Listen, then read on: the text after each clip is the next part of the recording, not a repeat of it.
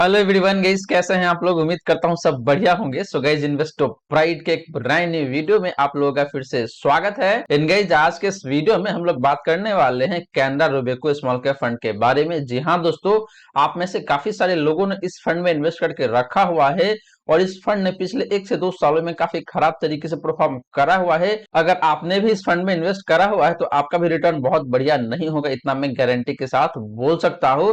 तो गाइस, आपका डिसीजन क्या होना चाहिए? इस फंड के साथ आपको बने रहना चाहिए या फिर इस फंड से आपको एग्जिट करना चाहिए? अगर एग्जिट करना चाहिए तो वो कौन सा फंड होगा स्मॉल कैप कैटेगरी से जो Canara Robeco small cap fund का बेस्ट अल्टरनेटिव निकल के आ सकता है? तो इसी टॉपिक पे काफी डिटेल में बात करने वाले हैं आज के इस वीडियो में। वही गाइस, साल 2023 में अगर आप करना चाहते हैं एसआईपी और आप कंफ्यूज है कि भाई आपके लिए कौन सा पोर्टफोलियो बेहतर हो सकता है, तो गाइस इसमें मैंने काफी डिटेल में एक वीडियो बनाया हुआ है और वहां पे मैंने काफी अच्छे तरीके से एक्सप्लेन करा हुआ है कि depending on your risk profile कौन कौन सा फंड है जो कि आपके पोर्टफोलियो में होना चाहिए। तो गाइस, उस वीडियो का लिंक आपको डिस्क्रिप्शन में दे दूंगा या फिर मिल जाएगा एंड स्क्रीन पे, तो जाके देख लीजिएगा। काफी ज्यादा यूजफुल हो सकता है आप सभी के लिए। तो चलिए गाइस, स्टार्ट करते हैं आज का video. But guys, video start करने से पहले फटाफट कर दीजिए इस वीडियो को लाइक एंड आपने चैनल को अभी तक सब्सक्राइब नहीं किया हुआ है देन प्लीज सब्सक्राइब कीजिए चैनल को। इन साथ के साथ गाइस, नोटिफिकेशन बेल ऑन करके ऑल पे क्लिक कर लीजिएगा ताकि जब भी इस तरीके का वीडियो लेके आऊंगा इस चैनल पे सारे ही वीडियो का नोटिफिकेशन आपको मिलता रहेगा।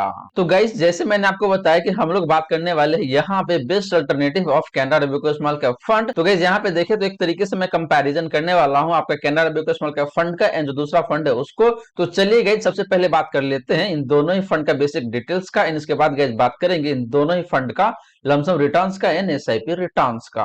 तो गाइस, बात करें यहाँ पे इन दोनों ही फंड का बेसिक डिटेल्स का, तो पहले बात कर लेते हैं यहाँ पे गाइस आपका फंड साइज का यानी कि एसेट अंडर मैनेजमेंट का। तो बात करें गाइस पहला फंड का यानी कि Canara Robeco small cap fund का, तो इस फंड का जो फंड साइज है गाइस जो निकल के आता है यहाँ पे आपका 6587 करोड़ का। बात करें गाइस सेकंड फंड का यानी कि टाटा स्मॉल कैप फंड का, तो इस फंड का जो फंड साइज है गाइस जो निकल के आता है यहाँ पे आपका 5233 करोड़ का। एंड बात करें गाइस कैटेगरी एवरेज का, तो यहाँ पे कोई डेटा नहीं होता है तो इसलिए आपको यहाँ पे एन देखने को मिल जाएगा। तो गाइस, फंड साइज के मामले में देखें तो यहाँ पे दोनों फंड का फंड साइज मुझे काफी रीजनेबल दिखने को मिलता है, कहीं कोई दिक्कत वाली बात नहीं है इन दोनों फंड के फंड साइज के बीच में। बात करें गाइस एक्सपेंस रेशियो का, तो यहाँ पे Canara Robeco small cap fund का जो एक्सपेंस रेशियो है गाइस जो निकल के आता है यहाँ पे आपका 0.4% का। टाटा स्मॉल कैप फंड की बात करें तो इस फंड का जो एक्सपेंस रेशियो है गाइस जो निकल के आता है यहाँ पे आपका 0.44% का। एंड बात करें गाइस कैटेगरी एवरेज का एक्सपेंस रेशियो का, तो निकल के आता है यहाँ पे आपका 0.71% का। तो गाइस एक्सपेंस रेशियो के मामले में देखें तो यहाँ पे दोनों ही फंड का एक्सपेंस रेशियो काफी सही दिखने को मिलता है। इन अपने कैटेगरी एवरेज से देखें तो ऑलमोस्ट आधे के एक्सपेंस रेशियो पे मिल रहा है दोनों फंड, तो काफी सही एक्सपेंस रेशियो है दोनों ही फंड का। गाइस आपको बता दूं कि कुछ दिन पहले इन दोनों ही फंड का एक्सपेंस रेशियो इससे भी कम दिखने को मिलता था, लेकिन अभी जितने भी फंड हाउस है सारे म्यूचुअल फंड हाउस ने अपना जो टीईआर होता है टोटल एक्सपेंस रेशियो उसको बढ़ा दिया है। तो इसी की वजह से देखें तो यहाँ पे इन दोनों फंड का भी एक्सपेंस रेशियो थोड़ा सा बढ़ के आया हुआ है। बात करें इस दोनों फंड का इंसेप्शन का यानी कि दोनों फंड लॉन्च कब हुआ था, तो पहले बात करें यहाँ पे Canara Robeco small cap fund का, तो ये फंड लॉन्च हुआ था गाइस यहाँ पे आपका फरवरी 2019 को। तो गाइस इस फंड को देखे तो मोटा मोटी 3.5 से 4 साल के आसपास में हो चुका है। वही बात करके टाटा स्मॉल कैप फंड का, तो ये फंड लॉन्च हुआ था आपका यहाँ पे नवंबर 2018 को। तो इस फंड को देखे तो 4 साल से थोड़ा ज्यादा हो चुका है। गाइस यहाँ पे भी देखे तो कैटेगरी एवरेज का कोई डेटा नहीं होता है तो इसीलिए आपको यहाँ पे इन्हें देखने को मिल जाएगा। तो गाइस ये रही बात आपका इन दोनों ही फंड का बेसिक डिटेल्स का। और गाइस यहाँ पे देखे तो मुझे दोनों ही फंड काफी सही दिखता है, वो चाहे बात करें आप फंड साइज का या फिर एक्सपेंस रेशियो का या फिर इंसेप्शन यानी कि जो दोनों फंड का एज है, एज के मामले में भी देखे तो दोनों फंड मोटा मोटी सिमिलर लाइन पे देखने को मिलता है। एंड फंड साइज भी देखे तो ऑलमोस्ट सिमिलर साइज दिखने को मिलता है एंड सिमिलर सा कहानी है आपका एक्सपेंस रेशियो का भी। अब चलिए गाइस बात कर लेते हैं इन दोनों ही फंड का लमसम रिटर्न का और वहां पे देखते हैं कि भाई क्या रीजन है जिसकी वजह से आपका जो Canara Robeco small cap fund है इसका परफॉर्मेंस खराब हो रहा है एंड आपका जो टाटा स्मॉल कैप फंड है ये कंपैरेटिवली ज्यादा बेहतर तरीके से परफॉर्म कर पा रहा है। बट गाइस वीडियो में आगे बढ़ने से पहले आपने वीडियो को अभी तक लाइक नहीं किया हुआ है देन प्लीज वीडियो को लाइक करें एंड साथ के साथ गाइस नोटिफिकेशन बेल ऑन करके ऑल पे क्लिक कर लीजिएगा ताकि जब भी इस चैनल पे वीडियो लेके आऊंगा सारे ही वीडियो का नोटिफिकेशन आपको मिलता रहेगा। तो चलिए गाइस बात कर लेते हैं इन दोनों ही फंड का लमसम रिटर्न्स का। तो गाइस बात करें लमसम रिटर्न का, तो पहले बात कर लेते हैं यहाँ पे लास्ट 1 ईयर का। तो लास्ट 1 ईयर के केस में देखे तो यहाँ पे Canara Robeco small cap fund का जो परफॉर्मेंस है जो निकल के आता है यहाँ पे आपका 19.76% का। बात करें guys Tata small cap fund का, तो इस फंड का जो परफॉर्मेंस है लास्ट 1 ईयर का वो निकल के आता है यहाँ पे आपका 35.72% का। एंड बात करें गाइस कैटेगरी एवरेज का परफॉर्मेंस का लास्ट 1 ईयर का, तो निकल के आता है यहाँ पे आपका 25.4% का। तो गाइस लमसम के केस में देखें तो लास्ट 1 ईयर में क्लियरली यहाँ पे आपका जो टाटा स्मॉल कैप फंड है काफी बेहतरीन तरीके से परफॉर्म कर रहा है। एंड बात करें Canara Robeco small cap fund का, तो इस फंड का परफॉर्मेंस उतना बेहतर नहीं है। ये फंड अपने कैटेगरी एवरेज को भी अंडर परफॉर्म कर रहा है लास्ट 1 ईयर में, जो कि बिल्कुल भी अच्छी बात नहीं है गाइस। बात करें गाइस लास्ट 3 ईयर का, तो यहाँ पे Canara Robeco small cap fund का जो परफॉर्मेंस है जो निकल के आता है यहाँ पे आपका 42.37% का। टाटा स्मॉल कैप फंड की बात करें तो इस फंड का जो परफॉर्मेंस है लास्ट 3 ईयर का वो निकल के आता है यहाँ पे आपका 43.66% का। एंड बात करें इस कैटेगरी एवरेज का परफॉर्मेंस का लास्ट 3 ईयर का, तो निकल के आता है यहाँ पे आपका 40.35% का। तो guys in contrary to last 1 year, last 3 year में देखें तो यहाँ पे Canara Robeco small cap fund का परफॉर्मेंस मुझे काफी सही दिखने को मिलता है। लेकिन अगर आप बात करते हैं टाटा स्मॉल कैप फंड का, तो इसका भी परफॉर्मेंस काफी शानदार दिखने को मिलता है लास्ट 3 ईयर में। एंड सिमिलर सा कहानी है आपका कैटेगरी एवरेज का। तो गाइस देखें तो यहाँ पे मोटा मोटी दोनों ही फंड का परफॉर्मेंस अपना जो कैटेगरी एवरेज है उसी के आसपास में दिखने को मिलता है। मतलब दोनों ही फंड ने पिछले 3 सालों में अपने कैटेगरी एवरेज को मोटा मोटी 2 से 3% से आउट परफॉर्म कर रहा है। तो गाइस लास्ट 3 ईयर में देखें तो यहाँ पे क्लियरली दोनों ही फंड अपने अपने जगह पे काफी सही तरीके से परफॉर्म कर रहा है, कहीं कोई दिक्कत वाली बात नहीं है। एंड दोनों फंड के परफॉर्मेंस के बीच में बहुत ज्यादा का अंतर नहीं है गाइस, मोटा मोटी 1 से 1.5% का ही डिफरेंस दिखने को मिल रहा है। बात करें गाइस सिंस इंसेप्शन का, यानी कि जब से फंड लॉन्च हुआ था तब से लेकर अभी तक का परफॉर्मेंस कैसा रहा है, तो पहले बात कर लेते हैं गाइस यहाँ पे Canara Robeco small cap fund का। तो इस फंड का जो परफॉर्मेंस है सिंस इंसेप्शन का वो निकल के आता है यहाँ पे आपका 28.21% का। बात करें guys Tata small cap fund का परफॉर्मेंस का सिंस इंसेप्शन का, तो वो निकल के आता है यहाँ पे आपका 26.77% का। एनगेज बात करें कैटेगरी एवरेज का परफॉर्मेंस का सिंस इंसेप्शन का, तो निकल के आता है यहाँ पे आपका 22.02% का। तो गाइस सिंस इंसेप्शन के मामले में भी देखें तो यहाँ पे दोनों ही फंड का परफॉर्मेंस ऑलमोस्ट सिमिलर लाइन पे देखने को मिलता है। मोटा मोटी 1 से 1.5% का डिफरेंस देखने को मिलता है दोनों फंड के परफॉर्मेंस के बीच में। तो मुझे कहीं कोई दिक्कत यहाँ पे लगता नहीं है। तो गाइस ये रही बात आपका इन दोनों ही फंड का लमसम रिटर्न का। और गाइस यहाँ पे देखें तो लास्ट 1 ईयर में टाटा स्मॉल कैप फंड का परफॉर्मेंस काफी शानदार देखने को मिलता है। वही बात करें गाइस लास्ट 3 ईयर का एंड सिंस इंसेप्शन का, तो यहाँ पे दोनों ही फंड का परफॉर्मेंस ऑलमोस्ट सिमिलर लाइन पे दिखने को मिलता है। अब चलिए गाइस बात कर लेते हैं इन दोनों ही फंड का एसआईपी रिटर्न्स का। तो गाइस बात करें एसआईपी रिटर्न्स का, तो पहले बात कर लेते हैं लास्ट 1 ईयर का। तो यहाँ पे देखें तो Canara Robeco small cap fund का जो परफॉर्मेंस है गाइस लास्ट 1 ईयर में एसआईपी के केस में वो निकल के आता है यहाँ पे आपका 27.76% का। एंड बात करेंगे टाटा स्मॉल कैप फंड का परफॉर्मेंस का लास्ट 1 ईयर का एसआईपी के केस में, तो वो निकल के आता है यहाँ पे आपका 37.5% का। तो guys similar to lump sum return SIP के केस में भी देखें तो यहाँ पे लास्ट 1 ईयर में टाटा स्मॉल कैप फंड का जो वर्चस्व है वो बरकरार देखने को मिलता है। कहने का मतलब ये है गाइस कि similar to lump sum performance SIP के केस में भी देखें तो यहाँ पे टाटा स्मॉल कैप फंड का परफॉर्मेंस लास्ट 1 ईयर में काफी जबरदस्त दिखने को मिलता है। वहीं गाइस बात करें लास्ट 3 ईयर का, तो यहाँ पे Canara Robeco small cap fund का जो परफॉर्मेंस है जो निकल के आता है यहाँ पे आपका 29.25% का। इन बात करें guys Tata small cap fund का, तो इसका जो परफॉर्मेंस निकल के आता है लास्ट 3 ईयर का वो निकल के आता है यहाँ पे आपका 32.98% का, ऑलमोस्ट 33% कह सकते हैं आप। तो guys similar to last 1 year, last 3 year में भी देखें तो यहाँ पे टाटा स्मॉल कैप फंड का परफॉर्मेंस बेहतर दिखने को मिलता है। हालांकि Canara Robeco small cap fund का भी परफॉर्मेंस खराब नहीं है, इस फंड का भी परफॉर्मेंस काफी सही दिखने को मिलता है पिछले 3 सालों में। इन गाइस आपको बता दूं कि ये दोनों ही फंड देखे तो 5 साल पुराना फंड नहीं है, तो इसीलिए हमने यहाँ पे 5 साल का जो परफॉर्मेंस है उसको कवर नहीं किया है। तो गाइस ये रही बात आपका इन दोनों ही फंड का एसआईपी रिटर्न का। और गाइस यहाँ पे देखे तो ओवरऑल मुझे टाटा स्मॉल कैप फंड ज्यादा बेहतर दिखता है, क्योंकि इस फंड का परफॉर्मेंस बेहतर है, वो चाहे बात करें आप लास्ट 1 ईयर का या फिर लास्ट 3 ईयर का। अब चलिए गाइस बात कर लेते हैं इन दोनों ही फंड का इक्विटी एलोकेशन का। तो गाइस बात करें इक्विटी एलोकेशन का, तो पहले बात कर लेते हैं यहाँ पे आपका लार्ज कैप एलोकेशन का। तो बात करते हैं गाइस पहला फंड का, यानी कि Canara Robeco small cap fund का। तो इस फंड का जो एलोकेशन निकल के आता है लार्ज कैप स्टॉक्स में, वो निकल के आता है यहाँ पे आपका 7.76% का। बात करें guys Tata small cap fund का, तो इस फंड का जो एलोकेशन निकल के आता है लार्ज कैप स्टॉक्स में, वो निकल के आता है यहाँ पे आपका 0% का। एंड बात करें गाइस कैटेगरी एवरेज का एलोकेशन का लार्ज कैप स्टॉक्स में, तो निकल के आता है यहाँ पे आपका 3.19% का। तो गाइस लार्ज कैप एलोकेशन की बात करें तो यहाँ पे Canara Robeco small cap fund का एलोकेशन काफी ज्यादा देखने को मिलता है लार्ज कैप स्टॉक्स में। अगर आप कंपेयर करते हैं कैटेगरी एवरेज से, तो इसका मतलब ये ही गाइस कि Canara Robeco small cap fund का रिटर्न काफी स्टेबल होने वाला है, बहुत ज्यादा उतार चढ़ाव नहीं होगा अगर मार्केट गिरता भी है तो। बट गाइस एब्सोल्यूट टर्म में देखें तो यहाँ पे सिर्फ मोटा मोटी 8% के आसपास में एलोकेशन देखने को मिलता है लार्ज कैप स्टॉक्स में, तो ये परसेंटेज बहुत ज्यादा भी नहीं है। लेकिन अगर आप कंपेरेटिव टर्म में देखते हैं तो ज्यादा जरूर देखने को मिलता है। बात करें गाइस मिड कैप एलोकेशन का, तो यहाँ पे Canara Robeco small cap fund का जो एलोकेशन निकल के आता है मिड कैप स्टॉक्स में, वो निकल के आता है यहाँ पे आपका 2.75% का। बात करेंगे टाटा स्मॉल कैप फंड का मिड कैप एलोकेशन का तो निकल के आता है यहाँ पे आपका 2.75% का। एंड बात करेंगे इस कैटेगरी एवरेज का मिड कैप एलोकेशन का तो निकल के आता है यहाँ पे आपका 7.01% का। तो guys similar to large cap allocation mid cap के मामले में भी देखे तो यहाँ पे Canara Robeco small cap fund का एलोकेशन काफी सही दिखने को मिलता है। एंड अपने कैटेगरी एवरेज से देखे तो मोटा मोटी 4 से 4.5% ज्यादा पैसे इन्वेस्ट करते हैं अपने मिड कैप स्टॉक्स में। तो यहाँ पे देखे तो मिड कैप एलोकेशन भी ज्यादा दिखने को मिलता है कंपैरेटिव टर्म में। वहीं बात करेंगे टाटा स्मॉल कैप फंड का तो ये फंड काफी कम पैसे इन्वेस्ट करता है मिड कैप स्टॉक्स में। एटलीस्ट लार्ज कैप से तो बेटर ही दिखने को मिलता है, क्योंकि लार्ज कैप में तो ये बिल्कुल भी पैसे इन्वेस्ट नहीं करता है अभी के हिसाब से देखते हैं। तो बात करेंगे स्मॉल कैप एलोकेशन का तो यहाँ पे Canara Robeco small cap fund का जो एलोकेशन है जो निकल के आता है यहाँ पे आपका 53.16% का। टाटा स्मॉल कैप फंड की बात करें तो इस फंड का जो एलोकेशन निकल के आता है स्मॉल कैप स्टॉक्स में निकल के आता है यहाँ पे आपका 65.07% का। एंड बात करेंगे इस कैटेगरी एवरेज का स्मॉल कैप एलोकेशन का तो निकल के आता है यहाँ पे आपका 54.25% का। तो guys as expected small cap में देखे तो यहाँ पे दोनों फंड का लोकेशन काफी ज्यादा दिखने को मिलता है। स्पेशली बात करें टाटा स्मॉल कैप फंड का तो ये फंड काफी ज्यादा पैसे इन्वेस्ट करता है स्मॉल कैप स्टॉक्स में अगर आप कंपेयर करते हैं Canara Robeco small cap fund से या फिर कैटेगरी एवरेज से। तो गाइज ये रही बात आपका इन दोनों ही फंड का इक्विटी एलोकेशन का। और गाइज यहाँ पे देखे तो ओवरऑल मुझे Canara Robeco small cap fund ज्यादा बेहतर दिखता है, क्योंकि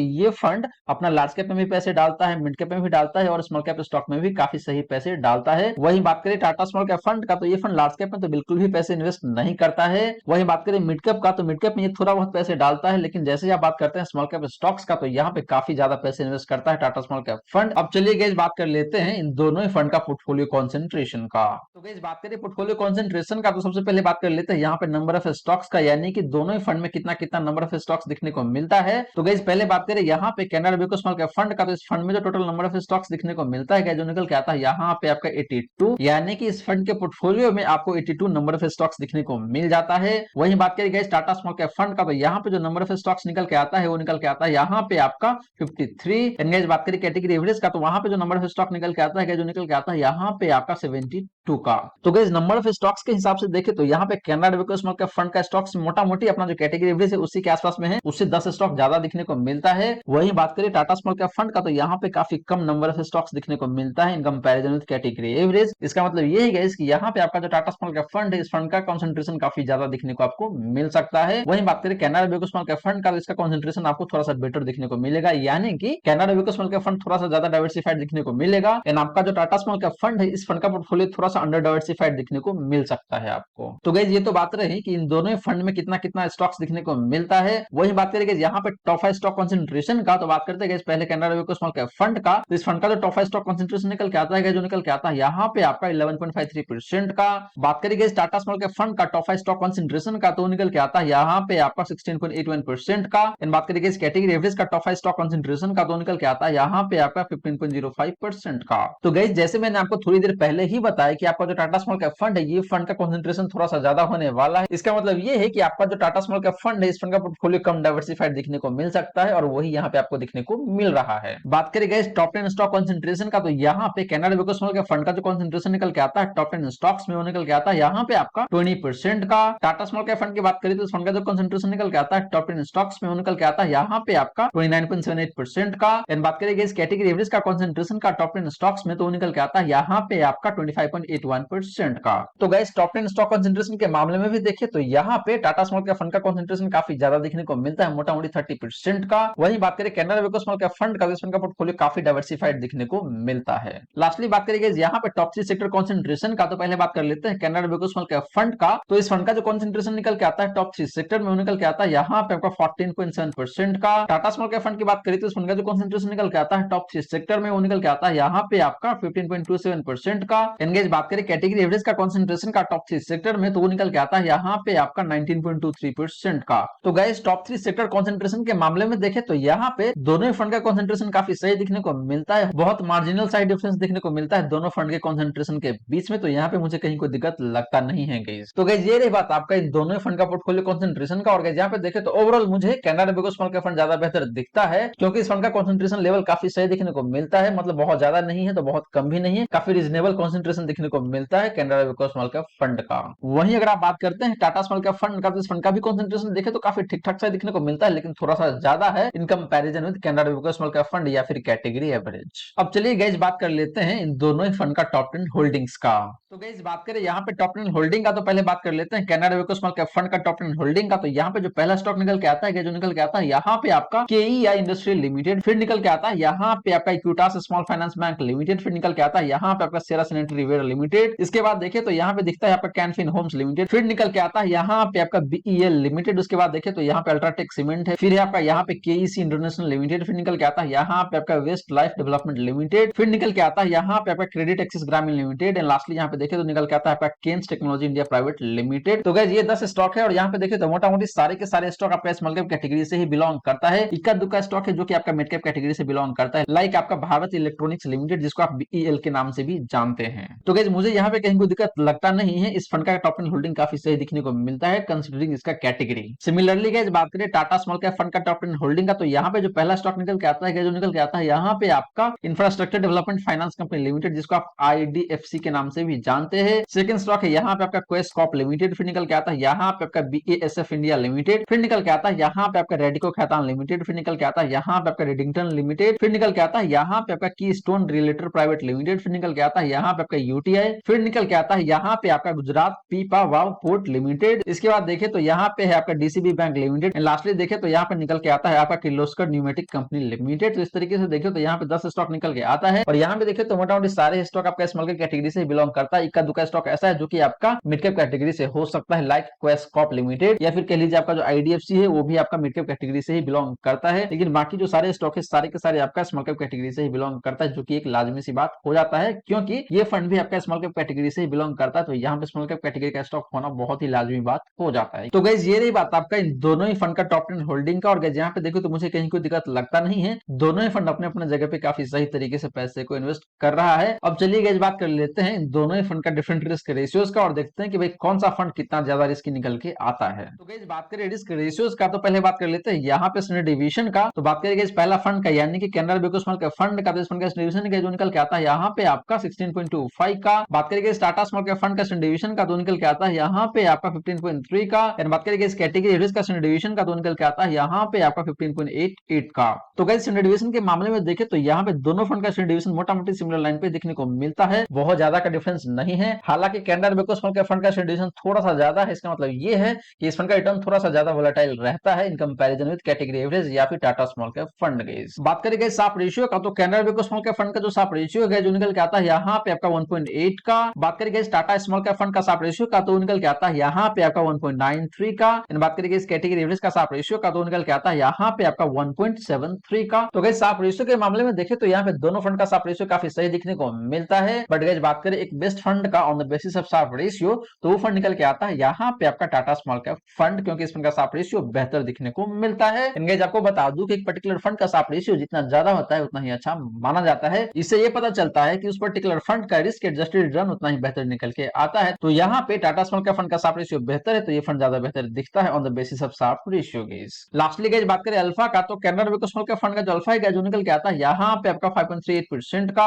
टाटा स्मॉल कैप फंड की अल्फा की बात करें गाइस तो निकल के आता है यहाँ पे आपका मोटा मोटी 8% का। इन बात करेंगे इस कैटेगरी एवरेज का अल्फा का तो निकल के आता है यहाँ पे आपका 4.47% का। तो गाइस सिमिलर टू साफ रेशियो अल्फा के केस में भी देखे तो यहाँ पे दोनों फंड का अल्फा काफी सही दिखने को मिलता है अपने कैटेगरी एवरेज के कंपैरिजन में। बट गाइस यहाँ पे भी बात करें आपका बेस्ट फंड का on the basis of alpha तो फंड निकल के आता है यहाँ पे आपका again Tata small cap fund. Guys क्योंकि टाटा स्मॉल कैप फंड का अल्फा ज्यादा बेहतर दिखने को मिलता है, इससे ये पता चलता है गाइस कि जो टाटा स्मॉल कैप फंड है ये फंड परफॉर्म ज्यादा बेहतर करता है अपने बेंचमार्क इंडेक्स के कंपैरिजन में। वहीं बात करें आपका Canara bank small cap fund का अल्फा का तो ये खराब दिखने को नहीं मिलता है गाइस, लेकिन कंपैरेटिव टर्म में देखें तो यहाँ पे कम दिखने को जरूर मिलता है। तो इसीलिए टाटा स्मॉल कैप फंड आपको ज्यादा बेहतर परफॉर्म करके दे रहा है on the basis of alpha. Guys तो गाइस ये रही बात आपका इन दोनों ही फंड का डिफरेंट रिस्क रेशियोज का। और गाइस यहाँ पे देखिए तो अक्रॉस द पैरामीटर आपका जो टाटा स्मॉल कैप फंड है ये फंड ज्यादा बेहतर दिखता है क्योंकि इस फंड का स्टैंडर्ड डिवीजन भी कम है, साफ रेशियो भी बेहतर दिखने को मिलता है एंड अल्फा भी काफी बेहतरीन दिखने को मिलता है। तो इसीलिए ओवरऑल मुझे टाटा स्मॉल कैप फंड ज्यादा बेहतर दिखता है on the basis of different risk ratios. Guys तो गाइस ये रही सारी की सारी बातें जो हमने किया आज के इस वीडियो में। और गाइस यहाँ पे हमने एक तरीके से कंपैरिजन किया है Canara bank small cap fund को इन टाटा स्मॉल कैप फंड को। और अगर यहाँ पे देखें तो दोनों फंड हालांकि अपने अपने जगह पे काफी सही तरीके से परफॉर्म कर रहा है, लेकिन अगर आप देखते हैं कंपैरेटिव टर्म में या फिर रिलेटिव टर्म में तो यहाँ पे टाटा स्मॉल कैप फंड का परफॉर्मेंस मुझे ज्यादा बेहतरीन दिखता है। वो चाहे बात करें आप इसका लमसम रिटर्न का या फिर एसआईपी रिटर्न का। वहीं गाइस बात करें रिस्क रेशियोज का तो यहाँ पे भी आपका जो टाटा स्मॉल कैप फंड है ये बाजी मारता हुआ नजर आ रहा है। तो अगर आपने ऑलरेडी इन्वेस्ट करके रखा हुआ है Canara bank small cap fund में और आप परेशान है कि भाई इस फंड से आपको निकलना चाहिए या फिर इस फंड के साथ कंटिन्यू रहना चाहिए, तो यहाँ पे दो ऑप्शन आपके पास हो सकता है। पहला ऑप्शन ये है कि आप इस फंड से एग्जिट करके आप जा सकते हैं टाटा स्मॉल कैप फंड के साथ, अगर आपको एग्जिट करना ही है तो। दूसरा ऑप्शन ये हो सकता है कि भाई आपको इस फंड से एग्जिट नहीं करना चाहिए क्योंकि परफॉर्मेंस बहुत खराब भी नहीं है एंड रिस्क रेशियोज भी हमने देखा कि बहुत ज्यादा का अंतर नहीं है दोनों फंड के बीच में, तो आप चाहे तो इस फंड के साथ आप कंटिन्यू करके चल सकते हैं और अगला 1 से 1.5 साल और दे सकते हैं Canara Robeco small cap fund को, और इसके बाद आप डिसीजन ले सकते हैं कि भाई आपको Canara Robeco small cap fund के साथ बने रहना चाहिए या फिर इस फंड से एग्जिट करके अल्टरनेटिव फंड के साथ चले जाना चाहिए। तो गाइस आशा करता हूं जितने भी बातें मैंने बताने की कोशिश किया है सारी की सारी बातें आपको समझ में आ गया होगा। मन में अगर कोई डाउट है, कोई क्वेश्चन है तो फटाफट कमेंट सेक्शन में पूछ लीजिए, आपके क्वेश्चन का रिप्लाई मैं कर दूंगा। वहीं गाइस वीडियो अच्छी लगी हो तो वीडियो को लाइक करके अप्रिशिएट जरूर करें। इन गाइस आपने चैनल को अभी तक सब्सक्राइब नहीं किया हुआ है देन प्लीज सब्सक्राइब कीजिए चैनल को। इन साथ के साथ गाइस नोटिफिकेशन बेल ऑन करके ऑल पे क्लिक कर लीजिएगा ताकि जब भी इस चैनल पे वीडियो लेके आऊंगा सारे ही वीडियो का नोटिफिकेशन आपको मिलता रहेगा। So guys thank you so much for watching this video. मिलते हैं अगले वीडियो में। जय हिंद, जय भारत।